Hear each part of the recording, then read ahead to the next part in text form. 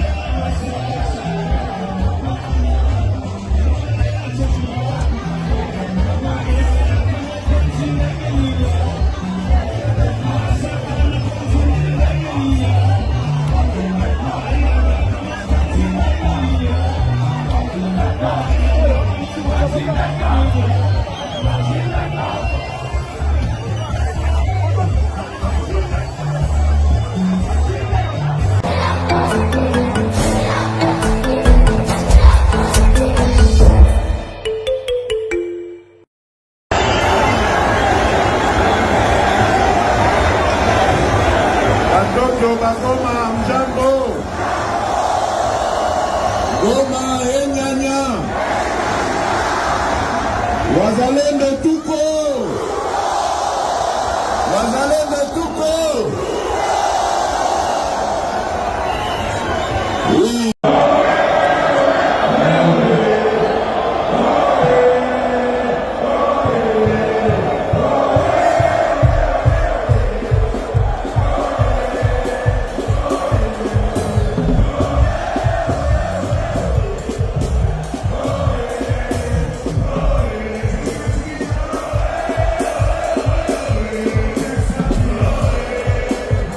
Acacia Bandoubola, le sacre d'une femme politique, passait maître en art des grands rassemblements.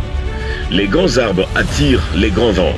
Jamais dans l'histoire politique récente de la région des Grands Lacs, une femme politique a fait preuve d'un tel niveau de maîtrise des grandes masses. Les années post-coalition FCC Cash étaient marquées par une timidité relative de la sphère politique congolaise.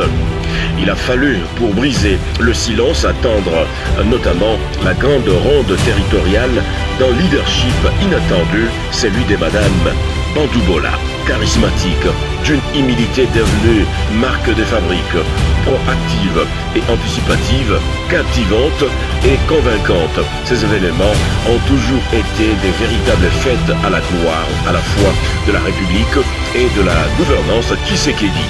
Ex-ministre de l'économie nationale, cadre de l'UDPS, présidente de la fondation Acacia en Action à Carré, elle a su construire autour d'elle une puissante machine de mobilisation tentaculaire qui s'étend jusqu'au recoin le plus enfoui du territoire congolais.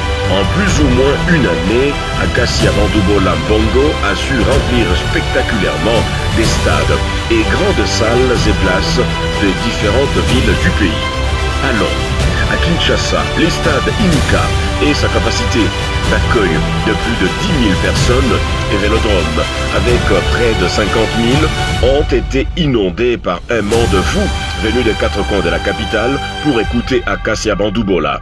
Les vastes places et salles Hassanef, carrefour des jeunes, ont été prises d'assaut comme celles d'autres villes et territoires du pays tels que Kemena, Zongo, Libengé, Akula, Bujala, Kumamongala et sans revenir sur les antennes bien installées dans les différentes communes de la capitale et à l'intérieur du pays. Pour y arriver, il a fallu affronter des nuits à la belle étoile et accepter des conditions exécrables dans un but précis, celui d'accompagner le chef de l'État, Félix-Antoine Tshisekedi Tshilombo, à la matérialisation de sa vision axée sur le développement à la base des territoires avec comme incidence directe le bien-être de l'homme congolais et quitter son confort du quotidien pour comprendre la galère des autres afin de trouver des solutions mieux adaptées, dit-elle dans sa chronique épinglée sur son populaire compte Facebook.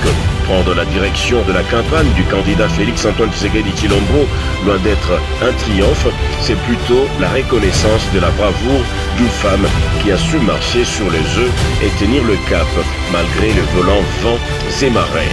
La prochaine bataille, celle de la campagne électorale à la présidentielle de 2023, s'annonce rude, mais son profil est si bien sculpté pour tenir le coup jusqu'à la victoire finale.